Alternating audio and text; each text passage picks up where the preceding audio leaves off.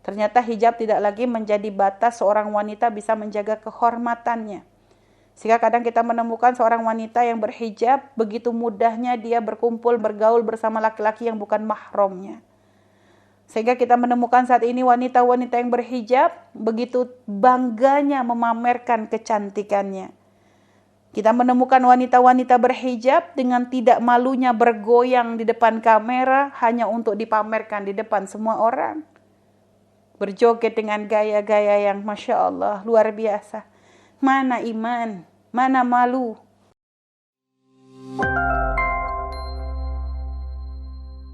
Bismillahirrahmanirrahim. Assalamualaikum warahmatullahi wabarakatuh. Tema kita sangat luar biasa hari ini. Muslimah, mau dibawa kemana cantikmu? Dan Umi yakin tema ini dibuat karena adanya ghirah. Ghirah itu ada rasa cemburu. Cemburu bukan urusannya hubungan laki dan wanita saja, tapi cemburu terhadap urusan agama.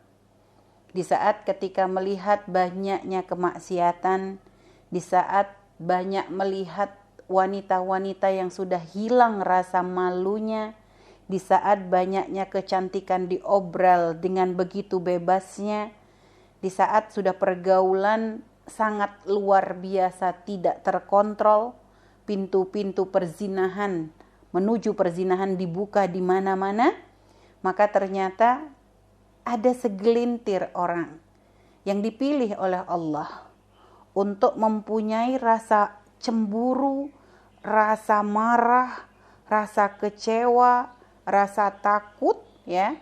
Melihat keadaan yang seperti ini, jangan sampai kita akan terbawa dengan keadaan tersebut, sehingga akhirnya ini para muslimah yang soleha ini mengadakan acara mulia dengan tujuan untuk menjadi bekal bagi kita semua agar kita benar-benar bisa memuliakan diri kita sebagaimana Nabi kita Nabi Muhammad SAW membawa kita kepada kemuliaan yang sesungguhnya.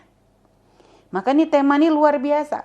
Memang penting untuk kita ini memahami seperti apa sih Islam itu memandang kecantikannya wanita. Apakah memang kecantikan itu menjadi nilai segalanya? Maka ini akan kita bahas bersama. Dari tema yang disebutkan ada hal-hal yang ingin dibahas. Yang pertama adalah memahami makna cantik yang sesungguhnya. Baik. Islam ini agama yang luar biasa, agama rahmatan lil alamin, agama yang sangat sempurna, dan ini harus kita yakini tidak ada syariat yang sangat luar biasa, syariat yang sangat menjaga wanita melebihi syariatnya Nabi Muhammad SAW.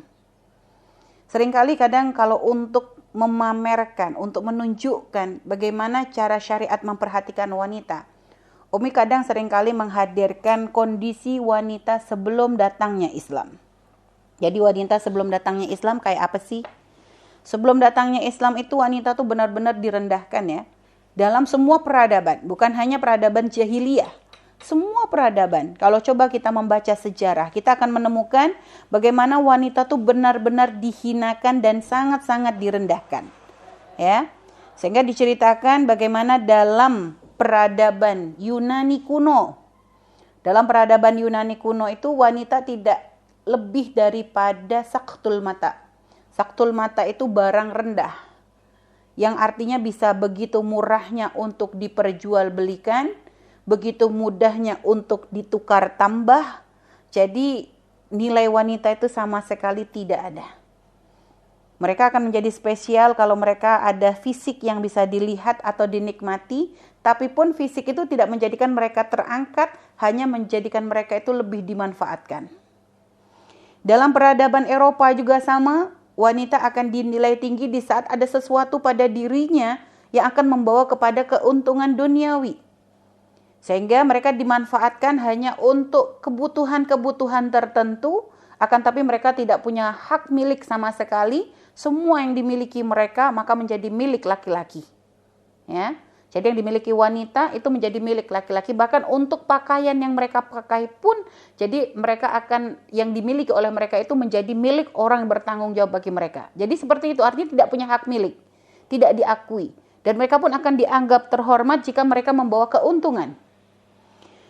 Dalam peradaban jahiliyah, itu lebih parah juga sama. Wanita benar-benar gak dihargai, dianggap rendah, barang hina. Sehingga mempunyai anak wanita itu sangat-sangat memalukan. Makanya bahkan di dalam Al-Quran Allah berfirman, wa idza busyira ahadum bil untha dhalla wajhuhu muswaddan wa huwa kadhim.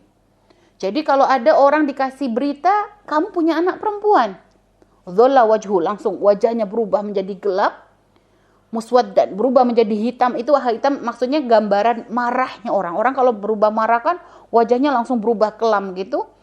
Wa huwa kadhim, karena begitu marahnya. Ya tawara minal qaumi min su'i ma busyira bih. Jadi mereka tuh berusaha menutup-nutupi gimana caranya supaya orang ini nggak tahu kalau dia punya anak perempuan. Karena ini dianggap aib, dianggap hina. Padahal melahirkan kan nggak bisa diatur. Kita nggak bisa ngeremot, oh saya pengennya keluar perempuan atau saya pengen keluar laki-laki, nggak bisa. Cuma begitu bodohnya. Jadi perempuan yang melahirkan sudah susah payah masih disalahkan lagi jika yang ternyata yang terakhir adalah wanita. Jadi berusaha menutupi. Sehingga mereka membuat pilihan. Ayum sikuhu ala hunin. Jadi pertama, ayum sikuhu ala hunin am yadusuhu fit turab. Apakah mereka ini akan tetap dipertahankan, tapi tentu mereka nanti akan menjadi terhina? Atau pilihan yang keduanya, apakah mereka anak-anak perempuan ini dipendam hidup-hidup untuk menutupi aib tersebut? Ala sa'a ma yahkumun, kata Allah. Allah rendahkan nih. Begitu buruknya keputusan mereka. Begitu buruknya. Sehingga dari sini saja sudah menunjukkan bagaimana Allah itu mengangkat wanita. Karena yang menciptakan wanita adalah Allah. Dan Allah tidak menciptakan wanita untuk direndahkan. Karena laki-laki dan wanita ini saling membutuhkan. Makanya dalam penciptaan Nabi Adam sekalipun, kita bisa melihat bagaimana Allah itu ingin menunjukkan hubungan antara lelaki dan wanita. Sayyidah Hawa, ya ibunda kita Sayyidah Hawa, ini tidak diciptakan dari tanah yang sama seperti Nabi Adam, akan tetapi diciptakan dari tulang rusuknya Nabi Adam. Menunjukkan apa? Nabi Adam diciptakan oleh Allah dari tanah. Setelah itu dari tulang rusuknya Nabi Adam diciptakanlah Sayyidah Hawa. Menunjukkan bahwa wanita ini menjadi bagian daripada laki-laki yang tidak bisa dipisahkan. Sehingga laki-laki yang diciptakan secara utuh ini hendaknya memang menjadi pemimpin bagi wanita. Dan wanita yang menjadi bagian daripada laki-laki tadi menjadi sesuatu yang harus dijaga dan dihormati oleh para lelaki. Lihat, dalam penciptaan pun Allah sudah menunjukkan. Jadi bukan dibuat ini dari tanah, ini dari tanah. Kalau begini nanti akan terjadi persaingan. Siapa yang lebih hebat? Tapi tidak. Diciptakan dari bagiannya laki-laki. Tulang rusuknya Nabi Adam terciptalah Sayyidah Hawa. Subhanallah. Ini lihat. Allah menciptakan, ini ada hikmah. Jadi Allah tidak menciptakan sesuatu itu kecuali ada pelajaran yang bisa kita ambil di dalamnya. Dan dengan datangnya syariat Nabi Muhammad SAW, wanita itu diangkat setinggi-tingginya. Bahkan pernah dalam guyonannya Sayyidina Umar kepada Rasulullah SAW, ketika Rasulullah menghindari istri-istrinya karena istrinya menuntut sesuatu kepada Nabi tinggalkan istri-istri beliau. Sayyidina Umar itu lalu berkata kepada Rasulullah, ya Rasulullah, dulu di zaman ketika kita tuh masih jahiliyah ya, dulu sebelum datangnya Islam itu, kami tuh wanita tuh benar-benar dengan laki-laki tuh takut banget. Sehingga maksudnya laki-laki tuh berkuasa. Kita tuh pokoknya ya apa yang kita lakukan ini didengerin.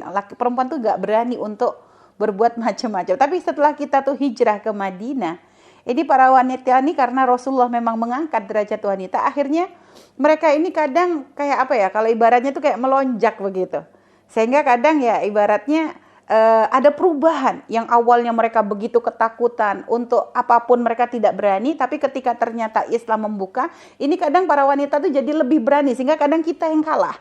Jadi Sayyidina Umar tuh guyon dengan Nabi dan Nabi tertawa dan Nabi tidak menafikan karena memang Islam tidak pernah merendahkan wanita seperti itu sehingga sampai pendapat mereka tidak didengar, tidak ada. Sehingga dari guyonan Sayyidina Umar sendiri itu menunjukkan perubahan yang terjadi pada wanita dari sebelum Islam dengan setelah Islam. Ketika Nabi Sayyidina Umar bercanda begitu bukan untuk mengeluh, hanya ya begini menyampaikan keadaan yang sesungguhnya. Karena ternyata ketika Islam mengangkat wanita, akhirnya mereka pun lebih berani untuk menyuarakan pendapat mereka. Sehingga kadang pun ya wanita itu lebih bisa berekspresi dan sebagainya. Itulah gambaran wanita di dalam Islam.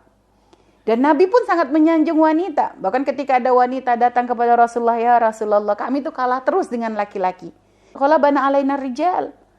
Ya, kami itu kalah dengan kaum laki-laki. Mereka bisa sholat bersamamu, mereka bisa jihad ya Rasulullah. Terus kami itu dapat apa? Lihat apa yang dikatakan oleh Nabi. Nabi sampai berkata, lihat betapa bagusnya pertanyaan wanita tadi. Pernah kalian dengar pertanyaan lebih bagus daripada wanita ini? Maka Nabi katakan ketika kalian menjaga rumah kalian, ya, setelah kalian menjadi seorang istri yang baik, seorang ibu yang merawat anak-anaknya. Jadi ternyata khidmahnya seorang istri di rumah ternyata bisa mengalahkan pahalanya jihad. Bisa seperti pahalanya orang laki-laki yang jihad fisabilillah. Luar biasa. Bahkan Nabi pun menyanjung wanita. Di dalam hadisnya Nabi itu mengungkapkan, dalam satu riwayat beliau menceritakan bagaimana wanita itu ternyata punya sesuatu yang sangat luar biasa. Sehingga dalam hadis Nabi Rasulullah pernah bersabda, "Ma ra'aitu naqisati aqlin wa dinin adhaba lilubbil hazimi min ihdakunna." Apa kata Nabi? Ya ayyatuhan nisa, ma ra'aitu naqisati aqlin wa dinin adhaba lilubbil hazimi min ihdakunna. Kata Nabi, ini kalau orang salah menafsiri hadis ini akan memandang Nabi itu kayak menghina wanita. Padahal sebenarnya kalau mau kita pelajari, Nabi itu menyanjung wanita. Apa artinya hadis ini? Aku tuh kata Nabi, maro'aitu, aku gak pernah melihat. Naqisati aklin, orang yang kurang akalnya. Wadinin dan kurang agamanya. Adhaba, tapi bisa menghilangkan. Lilubbil hazimi, akalnya orang laki-laki yang cerdas sekalipun. Min ihdakunna, melebihi kalian wahai wanita. Dan Nabi ketika mengatakan kita kurang akal bukan penghinaan ya. Jangan salah, Nabi tidak pernah menghina wanita. Makna kurang akal bukan dibilang kita gila. Tapi maksudnya apa? Wanita lebih suka main perasaan. Kita itu perasaannya suka jalan duluan daripada nalar. Ya. Wanita coba akui deh. Perasaan kita itu yang lebih banyak bermain dalam banyak hal. Dan itu memang dibuat seperti itu oleh Allah. Itu bukan suatu yang hina, bukan. Memang dibuat seperti itu untuk keseimbangan dunia. Kalau wanita benar-benar dibuat akalnya sempurna seperti laki-laki, hancur dunia. Loh kok bisa hancur? Kalau sampai wanita punya akal seperti laki-laki tidak dikurangi oleh Allah, maka lihat, gak ada orang yang mau hamil. Gak ada wanita yang mau dikasih tugas hamil dan melahirkan. Kebayang, hamil melahirkan tuh pekerjaan paling tidak enak coba. Gak enak, coba tanyakan kepada semua wanita. Ini mungkin masih belum ngerasakan fase ini ya, anak-anak solehani belum. Ya, nanti kalau sudah menjadi istri, lihat, itu fase yang dirindu, punya hamil. Padahal tahu ya, resiko hamil apa? Mabuk di pagi hari, itu jelas, sering ya. Udah gitu apa? Gak enak, mual, muntah, unek-unek gak karu-karuan. Awal hamil tuh sudah berat, semua bau, suaminya bau. Gak bisa apa-apa, gak bisa makan, kerjaannya sudah sampai ada yang kadang masuk rumah sakit, diinfus dan sebagainya. Umi sendiri hamil gak gampang ya. Hamil Umi waktu itu bukan hanya tidak gampang, Umi hamil itu sampai muntah darah. Jadi sangat-sangat berat ya. Tapi ya begitulah, tapi memang ya dinikmati memang. Tapi lihat, hamil itu berat dan resiko ini sudah difahami oleh kita semuanya. Jadi kita ketika ini sudah punya gambaran hamil itu gak enak. Awal hamil gak enak, akhir hamil lebih gak enak juga.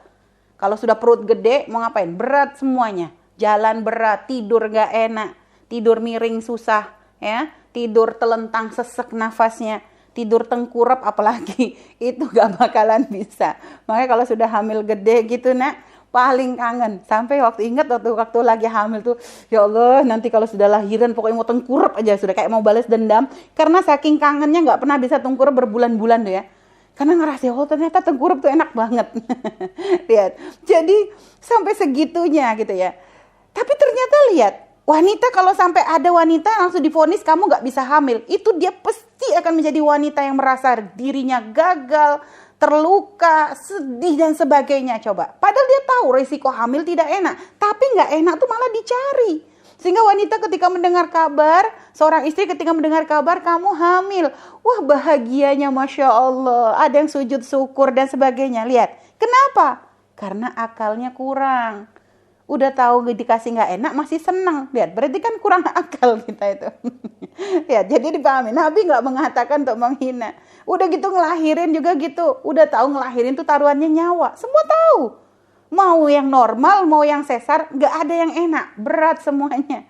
Jangan dibilang sesar enak, kata siapa? Nggak ada. Umi sudah membuktikan dua-duanya, nggak ada yang enak. Lahiran nggak enak. Tapi lihat, lahiran sekali nggak enak, nggak kapok, hamil lagi.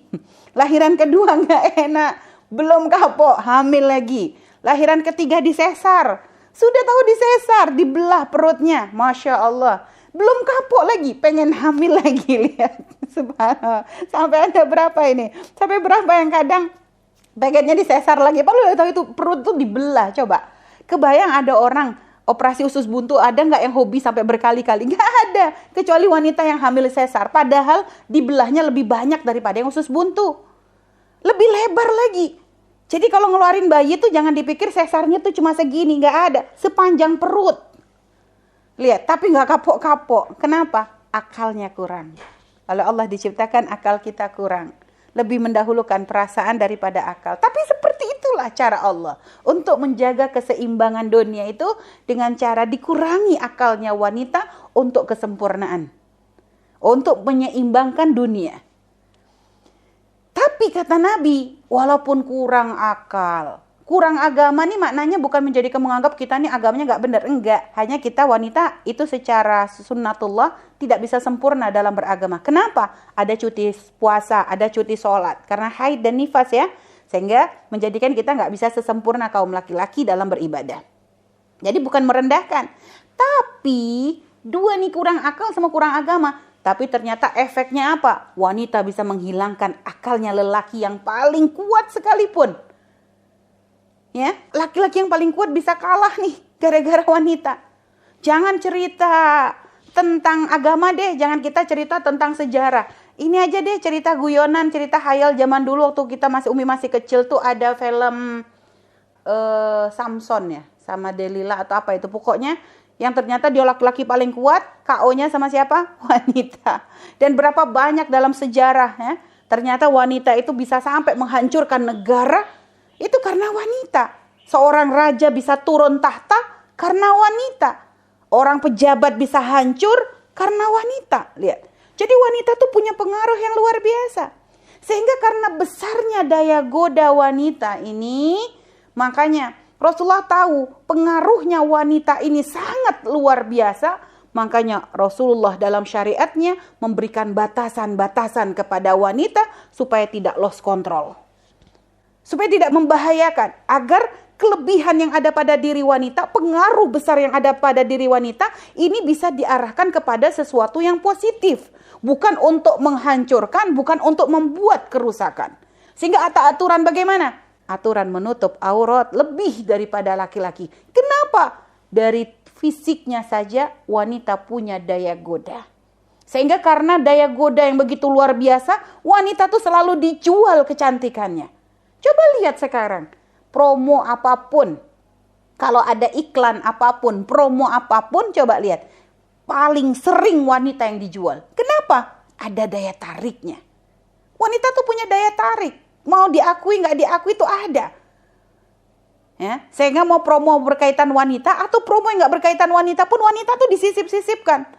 Promo rokok misalnya, rokok itu identiknya laki-laki, tapi wanita ada di situ. Coba promo kendaraan, mobil, wanita lagi yang dijual di situ. Lihat, hampir kenapa? Ada daya tarik sehingga mereka menjadikan wanita itu untuk daya tarik, untuk menjadikan orang itu lebih condong. Artinya mereka pun menjadi ada karena rasa daya tariknya wanita itu dijual untuk menarik pembeli dan peminat, kan begitu. Makanya Islam menjaga wanita. Dibuat aturan-aturan yang luar biasa dari mulai aurat kita. Nabi sendiri memang mengisyaratkan al-mar'atu tuqbilu ala surati syaitan wa tudbiru ala surati syaitan. Wanita itu kata Nabi tampak depan dan tampak belakang kayak setan. Ini lihat orang kalau nggak paham sentimen lagu itu, Nabi itu menghina banget, masa wanita dibilang kayak setan. Bukan, Nabi bukan bilang ini, makanya memahami hadis Nabi itu nggak boleh pakai hawa nafsu, nggak boleh pakai emosi, tapi belajar daripada orang-orang yang bisa menafsirkannya dengan benar. Maknanya Nabi bukan merendahkan kita, tapi Nabi di situ ingin menunjukkan wanita itu daya godanya ngalahin setan, baik tampak dari depan ataupun tanpa belakang. Dari depan menggoda, dari belakang juga menggoda. Itu loh. Jadi makanya depan belakang kayak setan tuh maksudnya daya godamu tuh heboh. Daya godamu tuh luar biasa. Itu loh ingin ditunjukkan. Sehingga makanya karena daya tariknya wanita yang luar biasa, syariat benar-benar menjaga kita.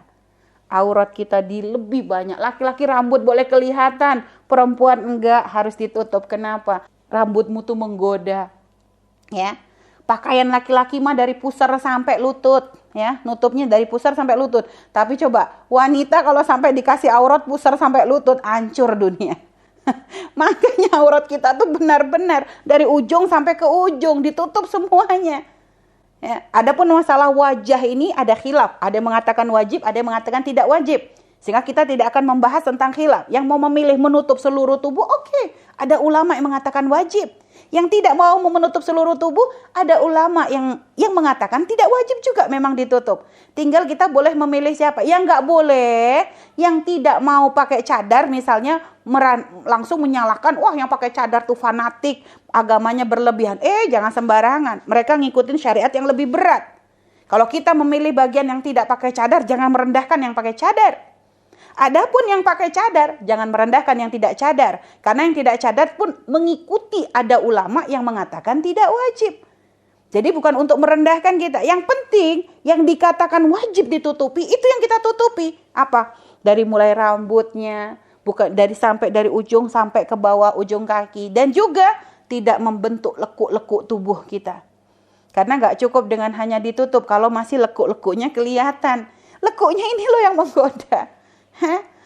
Jadi lekuknya menggoda, kayak lontong itu ya, dipepet begitu pun orang tetap doyan.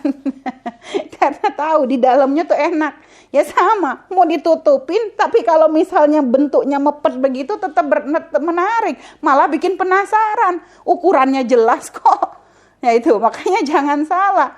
Jadi diperketat begini bukan karena sentimen. Kenapa kok Islam diskriminasi banget? Laki-laki dadanya boleh kelihatan. Ayo coba. Gak usah ngomongin agama. Jadi perempuan obral dada gitu dibilang apa? Dibilang gila kita. Karena secara gak usah ngomongin agama pun secara norma gak pantas. Itu loh, gak pantas. Bahkan orang barat sendiri yang bebas pun mereka masih punya malu kok. Kalau ada orang sampai buka dada di depan tempat orang dikatakan ini perempuan gak beres juga kok. Kalaupun banyak yang ngelihat bukan karena ditonton kayak orang gila begitu. Lihat. Islam tuh luar biasa. Kecantikan, makna kecantikan itu bukan kecantikan fisik yang dinilai. Makanya masalah fisik itu menjadi pembahasan yang hampir tidak dibahas dalam Islam. Coba kita kenali wanita-wanita mulia dalam Islam.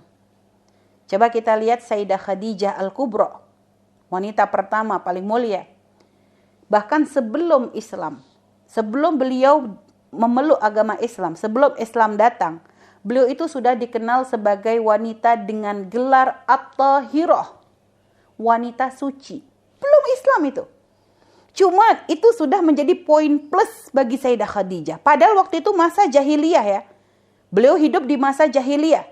Tapi beliau sudah dapat gelar At-Tahirah. Yang itu bukan hanya dikenal di kota Makkah. Bahkan sampai ke kota Madinah pun itu dikenal. Gelar beliau yang bernama At-Tahirah itu dikenal oleh orang-orang. Sehingga lihat, semua pembesar-pembesar Quraisy saat itu menjadikan Sayyidah Khadijah itu rebutan. Kembang desa, kembang kota, bukan desa lagi, kembang kota. Semua orang berharap untuk bisa menjadi suaminya, padahal beliau sudah menjanda 2 kali, lihat. Bukan karena kecantikannya. Fisik beliau tidak diobral. Bahkan kalaupun memang disebutkan dalam sejarah menyebutkan fisik beliau cantik, itu tidak ditonjolkan dari sisi itu. Sampai sekarang apa yang kita kenal tentang Sayyidah Khadijah? Apa yang menjadikan kita bangga dengan Sayyidah Khadijah? Apa yang menjadikan beliau mendapatkan salam dari Allah Subhanahu wa taala? Kenapa? Karena kemuliaannya sebagai seorang wanita. Dengan kekayaannya tidak pernah sombong, dengan kebagusan fisiknya tidak pernah menjadikan untuk dipamerkan, tidak pernah dipamerkan. dan pengabdiannya kepada Rasulullah luar biasa. Itu menjadikan istimewa. Bagaimana dengan kelebihan yang beliau punya, tapi beliau bisa merendahkan dirinya di hadapan Nabi Muhammad, memberikan pengabdian tanpa batas, memberikan jiwa, raga, semua harta miliknya diberikan untuk Nabi Muhammad SAW. Makanya Allah menitipkan salam. Malaikat Jibril berkata kepada Rasulullah, "Ya Rasulullah, Khadijah datang dengan membawa makanan. Katakan kepadanya, Allah menitipkan salam untuknya." Lihat. Allah berkirim salam kepadanya. Bukan dapat salam dari raja. Bukan dapat salam dari pejabat. Tapi dari Allah. Dan sampaikan kepadanya. Allah telah ciptakan rumah baginya. Allah ciptakan rumah baginya di surga. Yang tidak ada keributan. Dari permata. Yang di dalamnya tidak ada lagi rasa capek. Tidak ada ribut. Tidak ada lagi capek. Kenapa? Capeknya Sayyidah Khadijah sudah dihabiskan di dunia. Artinya sudah beliau tuh benar-benar menjadikan hidupnya tuh sudah lepas daripada kenikmatan dunia untuk mengabdi kepada Nabi Muhammad SAW. Itu yang menjadikan Allah memuliakannya. Lihat, itu yang kita kenal daripada Sayyidah Khadijah radhiyallahu taala anha. Sayyidah Aisyah radhiyallahu taala anha, beliau memang mungkin ada sebagian sejarah menyebut fisik beliau, tapi tidak banyak yang terus mengedepankan fisik. Apa yang menjadikan beliau istimewa? Dengan usianya yang begitu jauh dari Nabi, tapi ternyata beliau bisa menjadi wanita yang sangat bisa memantaskan diri untuk menjadi pendampingnya Nabi Muhammad SAW. Dengan ilmunya, dengan kecerdasannya, beliau menjadi wanita yang ikut menyebarkan hadis atau menyebarkan nasihat dari Nabi Muhammad SAW. Mulia. Kecerdasannya bukan untuk kesombongan, tapi menjadi orang manfaat bagi umat. Sehingga sampai dikatakan oleh para ulama, pada waktu itu di zaman Sayyidah Aisyah tidak ada satu permasalahan pun yang kami rasa berat kecuali ketika kami bawa kepada Sayyidah Aisyah, kami akan menemukan jawabannya. Lihat, kecerdasannya luar biasa. Tapi tidak pernah menjadikan beliau sombong. Tidak pernah menjadikan beliau semena-mena, tidak. Bahkan beliau menjadi orang yang sangat menjaga kehormatannya. Adapun kalau seandainya pernah mendengar kisah tentang perang Jamal yang pernah menimpa kepada Sayyidah Aisyah, ini bukan karena keinginan beliau untuk membuat pemberontakan, tapi ijtihadnya beliau untuk membuat kemaslahatan bagi umat, tapi ternyata ada orang yang bermain di balik itu semua sehingga menjadi sebab perpecahan. Tapi setelah itu apa yang dilakukan Sayyidah Aisyah? Beliau benar-benar menyesali apa yang beliau lakukan. Ijtihad beliau ternyata membawa mudarat bagi umat sehingga menjadikan beliau tuh terus menangis, menyesali dosa-dosanya, dianggap dosa, padahal tidak dosa. Kalau ada orang menyesali dosa luar biasa, ini menyesali dosa yang tidak dilakukan, kan luar biasa itu. Jadi bukan karena beliau itu berdosa beristihad, jadi beliau melihat ini maslahat bagi umat, dilakukan. Ternyata ada yang bermain di balik itu, diadu domba antara umat Islam sampai terjadi pertumpahan darah. Lalu beliau pun bertaubat kepada Allah Subhanahu wa taala, sehingga setelah itu bahkan sampai kata Sayyidah Aisyah, awalnya aku berharap ketika aku mati aku dikuburkan bersama Nabi, tapi setelah apa yang aku lakukan sehingga beliau sampai terlibat dalam perang Jamal, maka beliau minta untuk dimakamkan bersama istri-istri Rasulullah yang lain di Baqi. Lihat, wanita hebat. Sayyidah Fatimah. Apa yang kita kenal dari Sayyidah Fatimah? Kalau apakah ada yang terus mengungkit tentang kecantikannya? Tidak. Kecantikannya beliau jelas. Karena beliau adalah orang yang paling mirip dengan Nabi Muhammad. Tentu fisiknya akan luar biasa. Karena Nabi Muhammad paling sempurnanya manusia. Dan Sayyidah Fatimah paling mirip dengan Rasulullah SAW. Tapi tidak pernah ada yang berani untuk terus menyebut fisiknya secara terus-menerus. Tidak, hanya disebutkan dzata jamalin, ya punya kecantikan. Tapi yang paling dikedepankan apa? Sebagai wanita yang paling punya rasa malu. Punya rasa malu. Beliau sangat malu. Sehingga nasihatnya beliau apa? Wanita yang mulia, tidak melihat dan tidak dilihat laki-laki. Luar biasa. Nasihat mahal dari Sayyidah Fatimah ketika ditanya siapakah wanita yang paling mulia? Wanita yang tidak melihat dan tidak dilihat. Maknanya bagaimana? Wanita yang ketika melihat laki-laki, dia menjaga pandangannya. Qaddul basar. Bukan mengikuti pandangan dengan pandangan berikutnya. Bukan lalu setelah dia senang lalu diikuti. Menjadi stalker. Tidak ada begitu. Jadi wanita yang tidak melihat, artinya wanita yang mampu menjaga pandangannya. Matanya melihat, tapi ada batasan. Apa yang pantas dilihat dan yang tidak pantas dilihat. Dan wanita yang tidak dilihat laki-laki maknanya apa? Bukan disuruh ngumpet terus, bukan. Walaupun memang Sayyidah Fatimah pun sangat menjaga. Tapi maksudnya wanita ketika tidak akan senang menjadi pusat perhatiannya laki-laki. Itu loh. Jadi wanita yang tidak dilihat maknanya wanita yang tidak akan senang di saat dirinya menjadi pusat perhatiannya laki-laki. Itu wanita luar biasa. Ya, pahami makna ini. Beliau ajarkan rumus istimewa untuk menjadi wanita solehah. Maka makna kecantikan dalam Islam adalah bukan kecantikan fisik, tapi lebih kepada kecantikan batin. Kita melihat bagaimana dalam sejarah Islam, orang-orang mulia yang secara fisiknya jauh dari sempurna. Sayyidina Bilal bin Rabah, seorang laki-laki yang secara kulitnya gelap, ya, mungkin jauh dari kata tampan. Tapi ternyata pangkatnya tinggi di hadapan Allah. Orang yang sangat dicintai oleh Nabi Muhammad SAW. Abdullah ibn Mas'ud. Coba lihat. Sayyidina Abdullah bin Mas'ud itu secara fisik kurang. Ya, Sayyidina Abdullah bin Mas'ud itu orang yang menjadi pembawa sendalnya Nabi Muhammad SAW. Secara fisik kurang. Sampai dikatakan fisiknya Sayyidina Abdullah bin Mas'ud itu, mohon maaf, tidak tinggi. Sampai dikatakan tingginya beliau dengan pedangnya.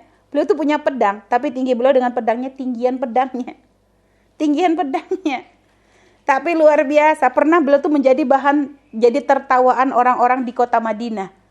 Waktu itu Sayyidina Abdullah bin Mas'ud tuh kayak ada angin tuh sampai kayak mau ke bawah angin. Sehingga orang-orang tertawa. Nabi tahu. Lalu Nabi bertanya, kenapa kalian tertawa? Mereka menjawab, kami tertawa ngelihat kecilnya kakinya Abdullah ibn Mas'ud ya Rasulullah. Lalu apa jawab Nabi? Ketahuilah, kaki Abdullah ibn Mas'ud di hadapan Allah lebih berat daripada gunung Uhud. Maksudnya apa?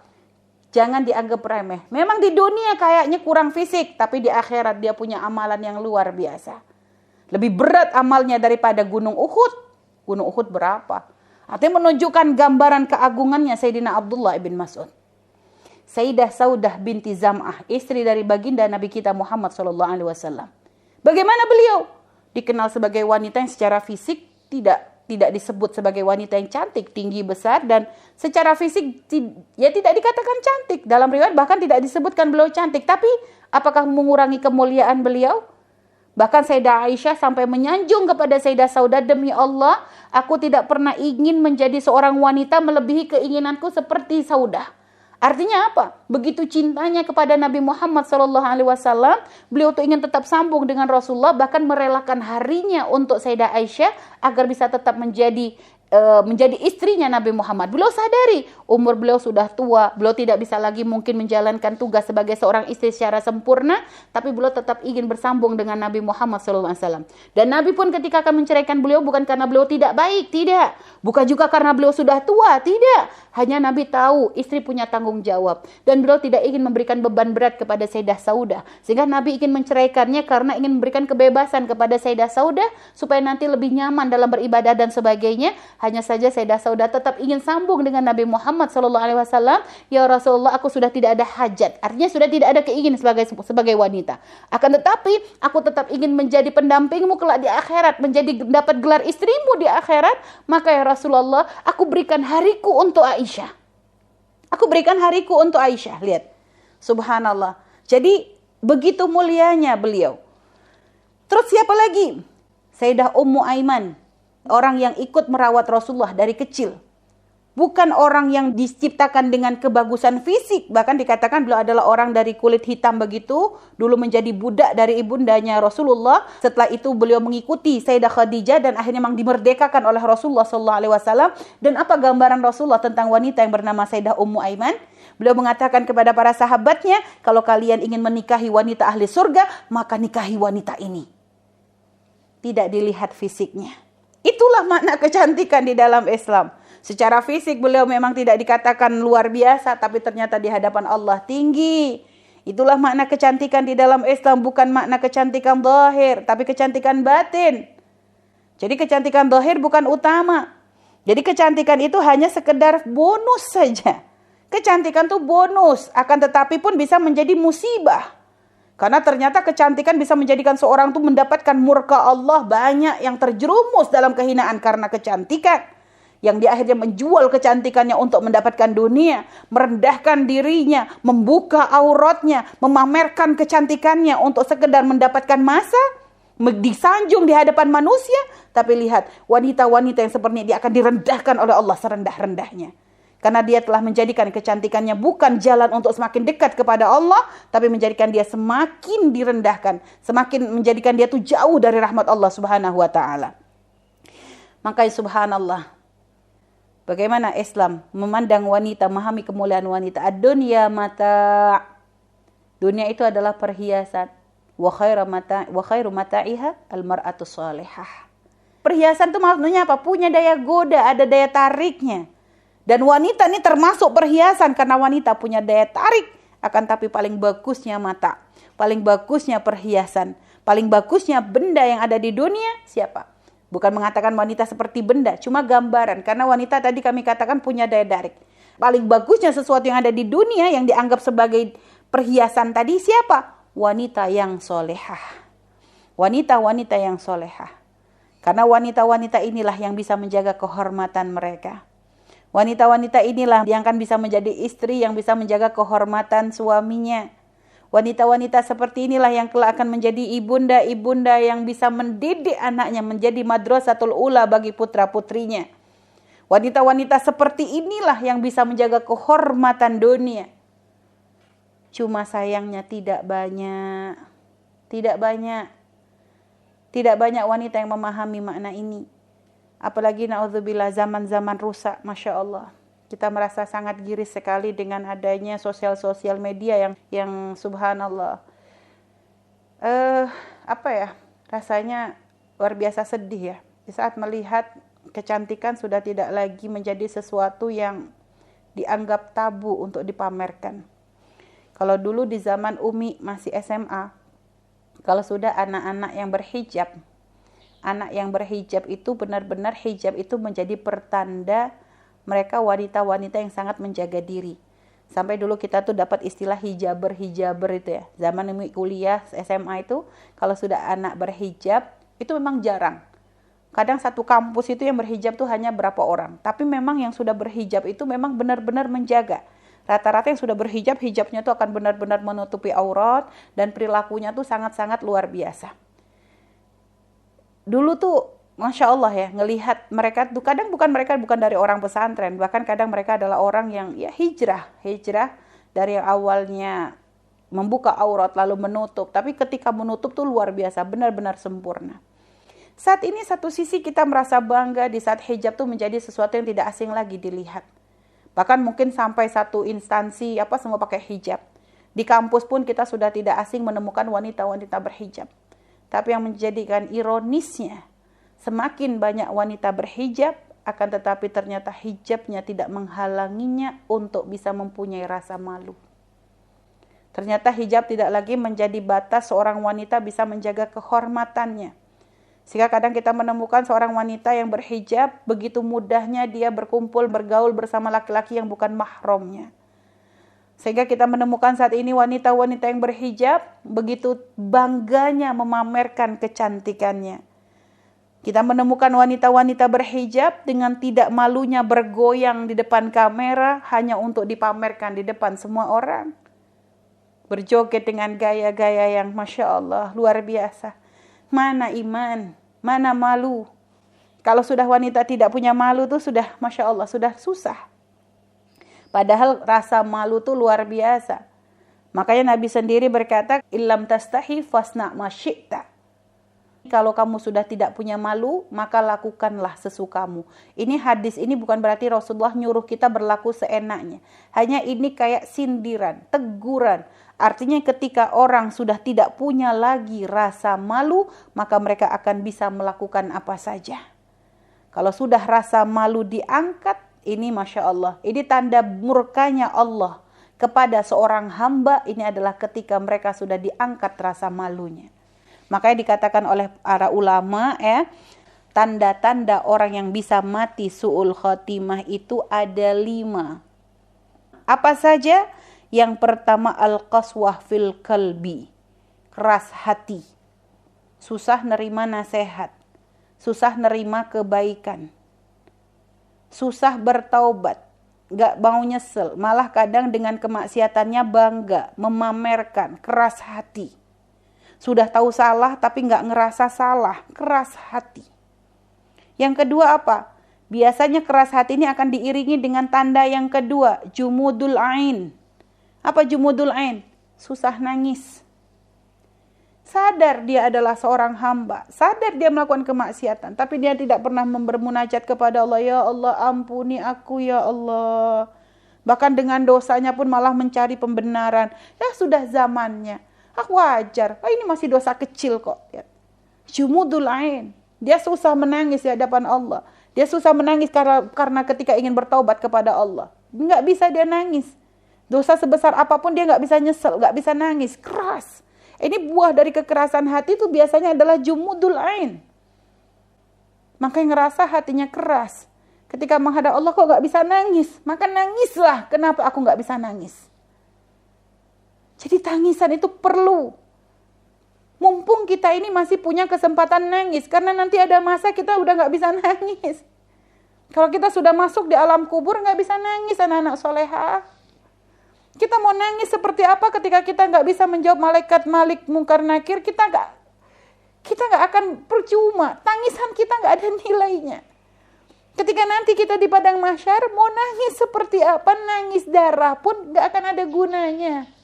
Gak akan bisa menolong kita sudah. Makanya tangisan itu perlu saat ini. Ketika Allah masih berikan kesempatan kepada kita untuk bisa menangis. Ketika Allah masih bisa berikan kesempatan kepada kita untuk bermunajat kepada Allah Subhanahu wa Ta'ala. Gunakan kesempatan ini sebaik-baiknya. Sesali dosa kita. Sesali kemaksiatan kita. Sesali waktu yang sering kita sia-siakan. Sesali ketika kita jauh dari Rasulullah SAW. Sesali itu semua. Yang ketiga apa? Qillatul haya. Nah, ini yang ketiga. Ketika orang sudah sedikit rasa malunya. Dia sudah tidak lagi punya rasa malu. Dia bangga ketika wajahnya disanjung oleh manusia, dibangga, dipamerkan di hadapan orang-orang yang sebenarnya tidak pantas untuk melihat. Karena sekarang coba bayangkan soleha. Ketika kita punya kecantikan wajah kita. Lalu tiba-tiba kita pamerkan. Tentu mungkin ada yang menyanjung, wah cantiknya, wah Masya Allah. Tapi sekarang coba, jika mereka yang menyanjung, lihat. Yang menyanjung pun tentu kadang ada, kalau ini laki-laki, ada syahwat, ada hawa nafsu. Mungkin akan ada ketertarikan, tapi hanya sebatas itu, ketertarikan dunia. Dan dijamin yang bisa tertarik kepadanya pun untuk menjadikan istri pun kadang masih mikir. Karena laki-laki pun kalau misalnya senang sama perempuan cantik, tapi tetap yang dicari wanita cantik yang bisa menjaga diri. Kalau ada laki-laki senang dengan wanita cantik yang tidak bisa menjaga diri, lihat, itu karena kadar imannya segitu, sama juga. Tapi kalau dia adalah orang yang takut kepada Allah, orang yang mulia, orang yang bisa menjaga agamanya, dia tidak akan tertarik dengan wanita yang biasa memamerkan dirinya. Kenapa? Kalau sudah sebelum menikah dia sudah begitu tidak malu untuk memamerkan dirinya, maka ketika menjadi istri pun sangat mungkin dia tidak bisa menjaga kehormatannya. Sangat mungkin, karena kalau dia laki-laki yang punya cemburu kepada agama, laki-laki yang kuat agamanya, tidak akan bangga dia. Seperti Nabi Muhammad SAW. Sayyidah Fatimah bukan orang yang suka memamerkan kecantikannya, enggak. Hanya pernah Rasulullah tuh melihat Sayyidah Fatimah pakai kalung.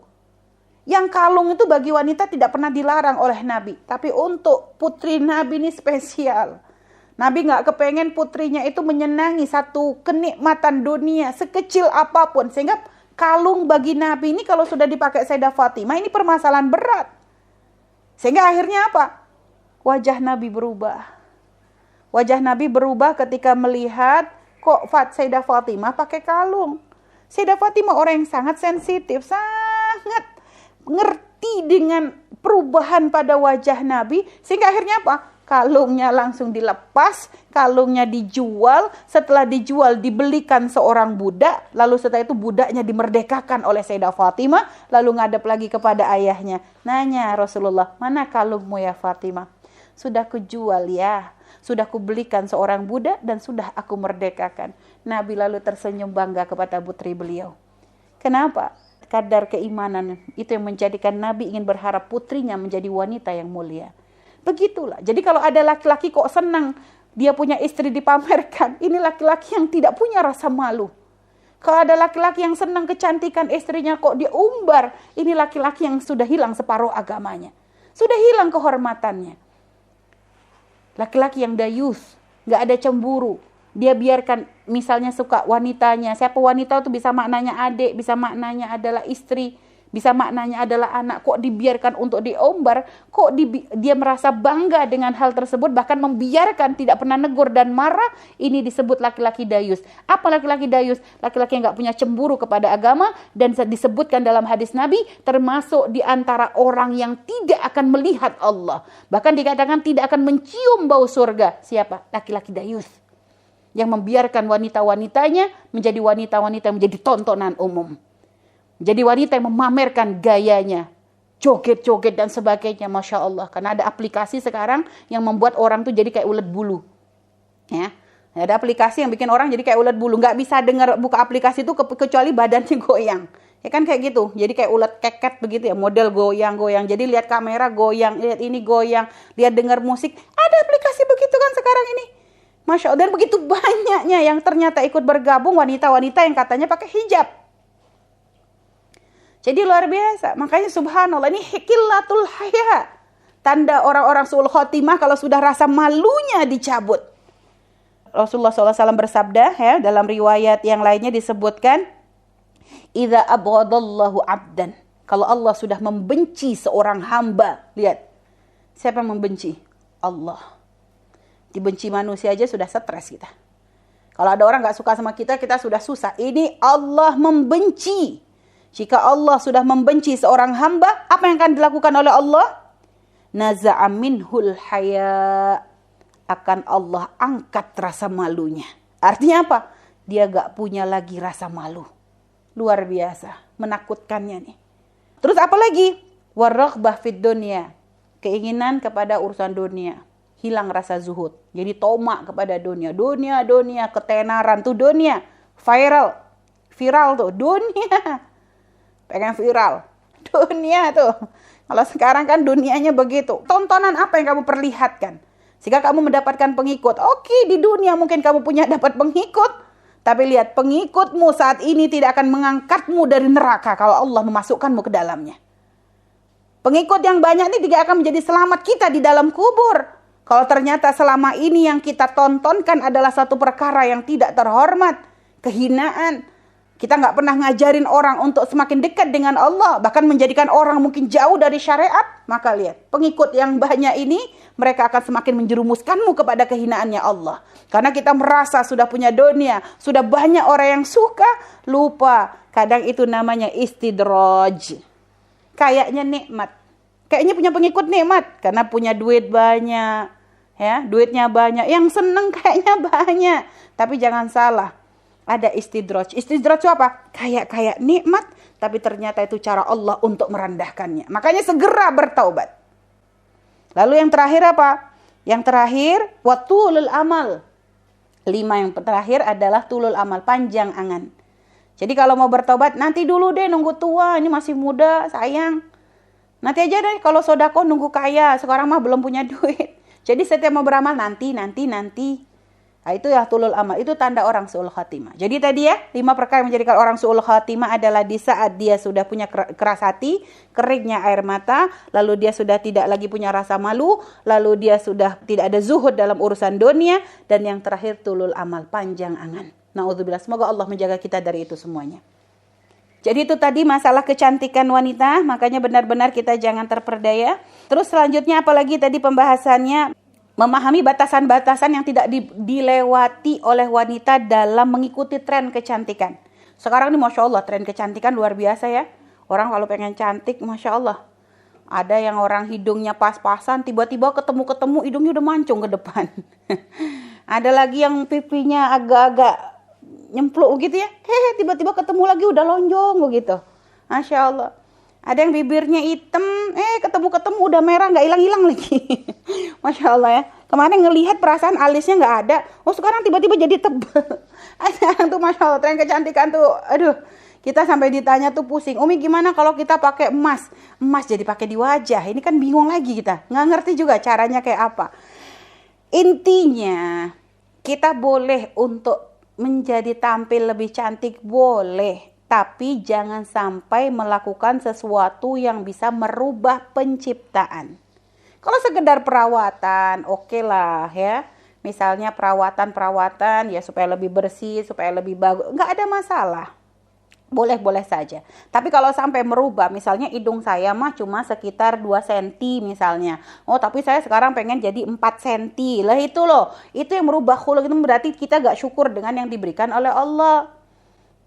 Ya, kita gak syukur dengan yang diberikan oleh Allah. Harusnya sudah disyukuri. Emang hidung mau segini mau gimana?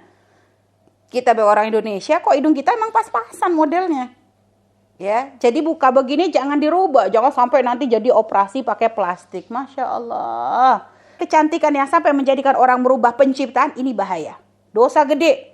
Urusan-urusan ini jangan dianggap remeh. Dosa. Kenapa? Maknanya adalah apa? Dia tidak mensyukuri yang Allah berikan. Dia tuh seakan-akan pengen protes. Ya Allah, kenapa sih wajah saya kayak begini? Allah tuh bisa nyiptain gak sih gitu loh. Jadi kalau kayak mau diomongin tuh bahasanya gitu. Dia pengen nyalain Allah. Kenapa ada orang hidung mancung, saya kok hidungnya begini? Kenapa ada orang mukanya tirus? Kenapa saya tembem begini? Jadi dia tuh kayak mau komplain sama Allah. Kayak Allah tuh salah menciptakan dia. Itu loh makna kurang ajarnya kepada Allah. Itu menjadikan dosanya gede di situ. Nah, tapi kalau dalam kecantikan hanya sekedar masih dalam batas wajar, perawatan, ini dan sebagainya, bukan sampai untuk merubah penciptaan, maka boleh. Tapi pun boleh di sini jangan di stop di omongan boleh. Sekarang ketika saya menjaga wajah saya untuk semakin lebih cantik, nah pertanyaan berikutnya, cantikmu tuh untuk siapa? Itu loh. Jadi Umi bilang boleh perawatan. Oh berarti kita kalau mau cantik dandan ke salon. Boleh. Umi gak ngelarang. Tapi habis kamu jadi cantik tuh untuk siapa? Kalau ternyata, Mi, saya mau nikah. Ini untuk persiapan untuk cantik untuk suami saya. Oh kalau itu mah berarti kamu sudah siap-siap mau dapat pahala. Pengen nyenengin calon suamimu. Tapi jangan dipamerkan sebelum nikah. Nah disimpan dulu. Waktu nikah, istriku begini gitu loh. Jadi kejutan gitu ya. Jadi jangan dipamerkan dari sebelumnya. Kalau memang tujuanmu adalah untuk menyenangkan suamimu, itu pahala soleha. Tapi permasalahan sekarang nggak begitu. Niatnya sih untuk suami. Tapi ternyata dalam prakteknya nggak cuma untuk suami, untuk rame-rame. Ya, saya itu banyak. Awalnya kalau dia bilang saya niat dandan lillahi ta'ala untuk suami saya ya Allah. Tapi habis itu apa? Dipamerkannya kepada selain suaminya juga. Loh ini kejujuranmu ini. Kamu bisa bohongin manusia tapi kamu gak bisa bohongin Allah. Allah tahu yang ada di hatimu. Untuk siapa kamu menjadi cantik nih? Jadi wanita gak dilarang cantik. Dalam syariat tuh dibolehkan wanita cantik. Untuk siapa? Pertama suami, itu nomor 1. Kenapa? Karena cantiknya jadi pahala. Kalau dia bikin suami senang. Karena kan tanda wanita sholat itu apa? Kalau ada seorang wanita yang dia itu menjalankan kewajiban sholat. Lalu setelah itu dia tuh menyenangkan untuk dilihat. Dan dia bisa menjaga kehormatannya. Dakhalat jannah. Maka dia akan menjadi wanita yang masuk surga. Dia jadi wanita masuk surga tuh ternyata luar biasa. Pintunya tuh dibuka. Ya. Wanita yang bisa menjaga kehormatannya, dia menjalankan kewajiban sebagai seorang hamba, lalu dia menyenangkan ketika dilihat oleh suaminya, ya. Jadi kecantikannya itu untuk nyenengin suami. Setelah itu apa? Menjaga kehormatannya, menjaga harta, rumah suaminya, menjaga kehormatannya, maka dia akan menjadi wanita yang masuk surga. Jadi untuk suami nomor 1. Tapi permasalahannya ini yang sedikit. Banyaknya bukan untuk suami. Yang kedua apa? Untuk sama-sama wanita. Maksudnya kita biasa ada perkumpulan wanita. Nih kayak begini nih wanita-wanita semua. Bolehlah dandan khusus untuk wanita-wanita. Tapi lihat lagi. Saya ada acara majlis wanita Mi. Jadi saya boleh dandan ya? Boleh. Tapi hati-hati. Boleh dandan. Tapi di jalannya kamu tuh kan gak kumpul sama wanita aja. Pengennya dandan untuk wanita. Tapi naik angkot. Yang diangkut siapa? Supir angkotnya bukan wanita. Supir angkot di situ ada laki-laki, ada yang bukan mahrawi. Kalau dipamerin dari angkot ya berarti bukan untuk wanita toh, untuk rame-rame berarti. Jadi kalau kayak begitu gimana? Ya mungkin kamu tutup dulu kayak pakai masker ya, supaya nanti ditampilkannya adalah, atau mungkin ini adalah mobil pribadi yang tertutup, nanti keluar-keluarnya adalah di depan wanita. Jadi begitu. Di kumpulan wanita boleh.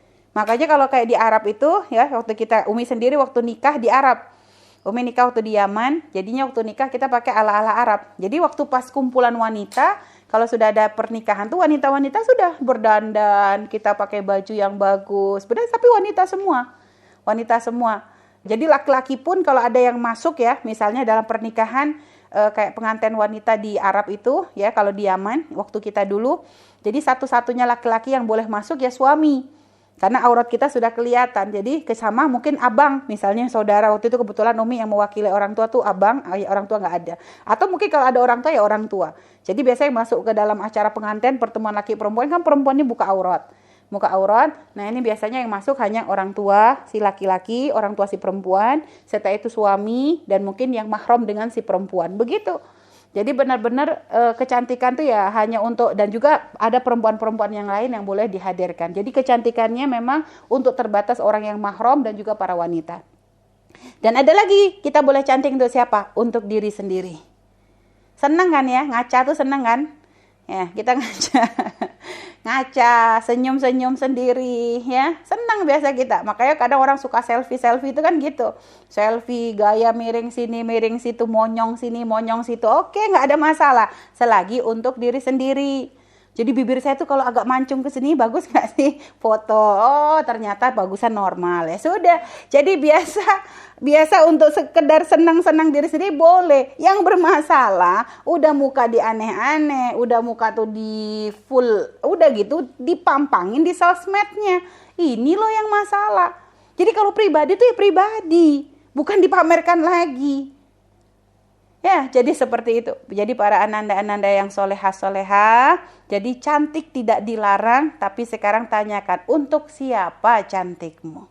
Kalau kamu cantik hanya untuk dipamerkan, ya nggak beda sama orang-orang jahiliyah dong, yang hanya menilai wanita dari fisiknya. Dan lihat, orang yang hanya menilai wanita dari fisiknya, ketika kita hanya bisa memamerkan kecantikannya, kita nggak akan puas. Orang kalau hanya pengen dinilai dari sisi cantiknya, gak akan puas. Hari ini dia sudah punya wajah begini, besok dia pengen merubah lagi lebih cantik. Kenapa? Karena ada saingan yang lebih cantik. Wah, dia harus membuat sesuatu yang menjadikan dia lebih berbeda. Capek dia hidupnya. Kenapa? Karena kalau sudah kurang kelebihannya itu akan menjadikan dia ditinggal oleh manusia. Stres ya. Dia hanya hidup untuk orang. Dia tidak hidup untuk Allah. Hidupnya hanya untuk diekspos. Hidupnya hanya untuk dipamerkan. Privasinya sudah tidak ada. Kehormatannya pun akan dihilangkan. Dan lihat, setiap orang, ada yang mengaguminya, ada yang mencacinya juga ada. Capek hidup seperti itu. Makanya Islam tidak mengajarkan wanita untuk menjadi seperti itu. Wanita mulia, sadari makna ini. Lalu setelah itu solehah. Setelah memahami batasan, lalu bagaimana cara kita memahami bahwa perempuan itu derajatnya tinggi di dalam Islam. Ya Allah, kurang apa Nabi kita di dalam menjelaskan? Kurang apa Nabi kita di dalam mengangkat derajat wanita itu? Bayangkan, kita dulu wanita seperti apa? Sebelum Islam datang, gak ada ceritanya wanita itu dapat waris. Gak ada. Bahkan sebelum Islam, di zaman jahiliyah, wanita bukan dapat warisan, tapi diwarisi. Jadi kalau ada seorang laki-laki ninggalkan istri, nanti istri itu bisa diwarisi, jatuh kepada orang berikutnya. Yang paling kuat di antara kaumnya, jadi istri itu dioper, dulu begitu. Tapi dengan datangnya Islam, dihilangkan tradisi sesat tadi, dan wanita dapat bagian. Tapi ini pembagiannya nggak adil, wanita bagiannya dikit, laki-laki banyak. Itu laki-laki 2 kali perempuan. Oke, sekarang saya ajak Anda untuk berpikir. Nih ya, para wanita, supaya tidak suudon dengan syariat. Wanita memang bagiannya lebih sedikit, laki-laki lebih banyak. Dan ini tidak diskriminasi. Kenapa? Karena wanita ketika dapat bagian waris itu hanya untuk dirinya. Dia nggak ada tanggung jawab untuk memberikan kepada siapapun. Nggak ada tanggung jawab untuk memberikan kepada suami. Nggak ada kewajiban memberikan kepada ibu. Tidak ada kewajibannya. Tapi kalau suami, seorang laki-laki dapat warisan, lihat, untuk siapa nanti? Di bawahnya ada tanggung jawab. Kalau dia sudah menikah, ada istrinya. Kalau dia punya anak, ada anaknya yang menjadi kewajiban nafkahnya. Kalau dia punya ibu yang fakir, maka ibunya pun jadi jatuh pada tanggung jawabnya. Kalau dia punya saudara perempuan yang butuh pertolongan, fakir juga, saudara perempuan pun jadi tanggung jawabnya. Lihat berapa banyak. Warisannya 2 kali lipat, tapi tanggung jawabnya ada berapa nih kalau dihitung? Ada istri, ada anak, ada ibu, ada saudara perempuan. Sedangkan kalau wanita, kalau dia dapat warisan, untuk siapa? Untuk dirinya pribadi, tidak diganggu gugat. Nggak boleh ada suami mengklaim, "Dek, itu warisanmu untukku." Oh, nggak boleh. Haknya secara Islam begitu. Tapi kalau wanita pengen membagi, itu urusan dia. Tapi secara Islam tidak ada kewajiban. Bahkan suami yang merebut harta istrinya dosa gede itu. Lihat, jadi untuk dirinya. Makanya kalau digambar ini, ada si Fulan. Ada si A sama si B ini kakak adik. Si A laki-laki, si B perempuan. Anggap saja ada Ahmad, ada Aisyah. Ya, Ahmad, Aisyah nih kakak adik. Si Ahmad Aisyah nih ditinggal bapaknya. Ternyata bapaknya ninggalin duit 3 juta. Nggak ada yang lain, anggap. Sehingga warisannya gimana? Ahmad dapat 2 juta, si Aisyah dapat 1 juta. Oke, ya. Nah, setelah itu, Ahmad sama Aisyah ini sama-sama mau nikah. Nah, di kampungnya, kalau yang namanya pernikahan kan ada lamaran. Si laki-laki nanti maharnya si lelaki itu bayarnya 2 juta. Anggap aja tradisi di kampung. Akhirnya bagaimana? Ahmad menikah, Aisyah menikah. Ahmad ngelamar seorang wanita. Ya, ngelamar wanita, akhirnya dia bayar 2 juta. Si Aisyah dilamar laki-laki, laki-laki bayar mahar 2 juta. Jadi berapa sekarang duitnya? Aisyah dapat 3 juta, Ahmad duitnya habis. Nah, jadi tanggung jawabnya laki-laki itu lebih besar. Waktu ngelamar dia modal, nanti jadi imam pun dia memberikan nafkah. Sedangkan wanita ya hanya diberi, dinafkahi, diperhatikan, dicintai. Ini wanita, makanya enak banget jadi wanita.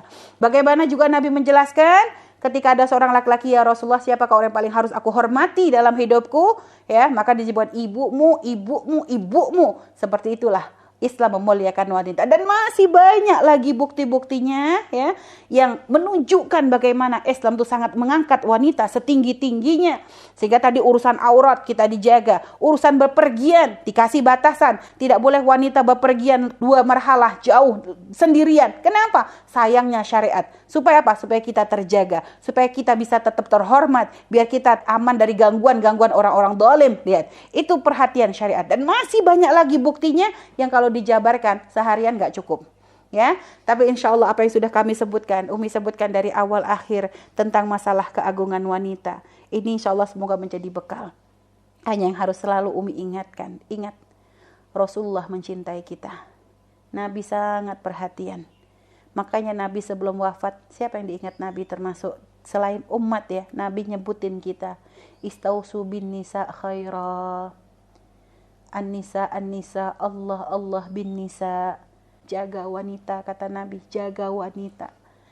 Nabi sudah punya petunjuk, firasat, bahwasanya nanti ada zaman di saat wanita sudah hilang rasa malu.